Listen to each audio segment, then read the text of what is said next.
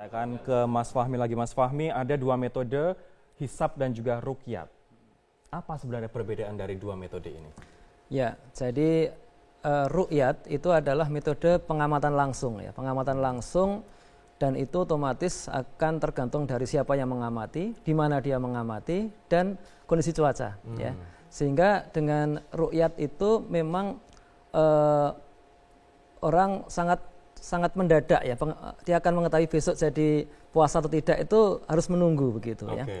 Dan kalau tidak terlihat ya menurut ketentuan agama itu digenapkan ya, jadi masih Selasa 30 hari Sa'bannya. Nah, sementara untuk metode hisab itu menggunakan perhitungan astronomis ya. Perhitungan itu dipakai karena orang ingin ada persiapan, ada prediksi. Bayangkan kalau orang mau meliburkan karyawan ya, atau mau cuti, mau ya apa saja lah, tentu saja akan sangat kesulitan ketika mendadak ya. Harus menunggu metode ruqyat dilakukan. Belum tahu ya, besok jadi apalagi kalau pas Lebaran ya, besok jadi Lebaran atau tidak ya itu. Nah, cuma masalahnya metode hisab yang mungkin terkesan praktis itu masih mendapat keberatan dari sebagian umat Islam ya, mungkin sebagian besar umat Islam, karena dipandang tidak sesuai dengan fikih ya, tidak sesuai dengan syariat. Jadi mereka kalangan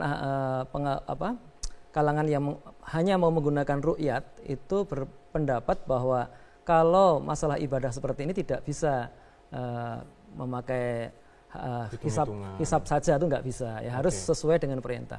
Jadi memang kondisi ini ada ya, kita hadapi dalam kenyataan masyarakat kita. Hanya memang kadang-kadang ya itu hasil dari dua metode ini bisa kebetulan sama ya, kebetulan sama. Memang hisab itu sampai hari ini punya persoalan, yaitu metode itu banyak sekali ya, metode itu banyak.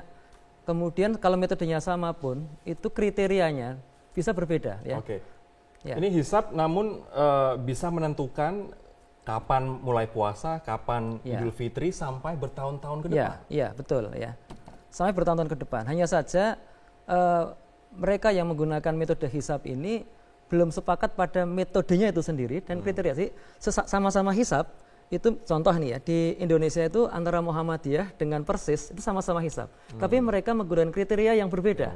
Sehingga bisa saja pada suatu tahun ya, kalau tahun ini kebetulan sama ya, pada suatu tahun itu menurut Muhammadiyah sudah masuk, besok puasa, menurut Persis belum. Ini seperti tahun 2014 di mana awal Ramadan berbeda tapi Idul Fitrinya sama, Mas. Iya, betul ya. Oke, nanti saya akan tanyakan, ini ada pendapat menarik dari Kepala Lapan Pak Thomas Jamaluddin yang memprediksi awal Ramadan dan Syawal tahun 2015 hingga 2022 ini jatuhnya sama.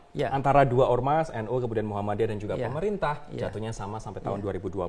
Apakah Anda setuju atau tidak? Nanti kita tanyakan sesaat lagi.